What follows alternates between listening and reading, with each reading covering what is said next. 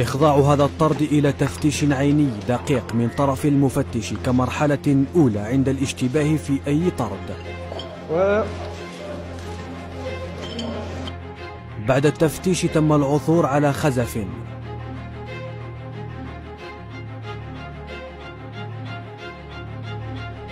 بعد تحقيقات مستمرة ومن أجل معرفة البلد المراد تصديره له، تبين أنه موجه نحو دولة المغرب،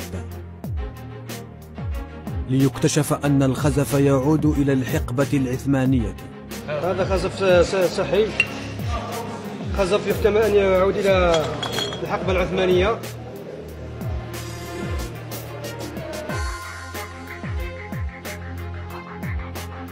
محاولة بأت بالفشل كانت تهدف إلى سرقة تاريخ وتراث الجزائر.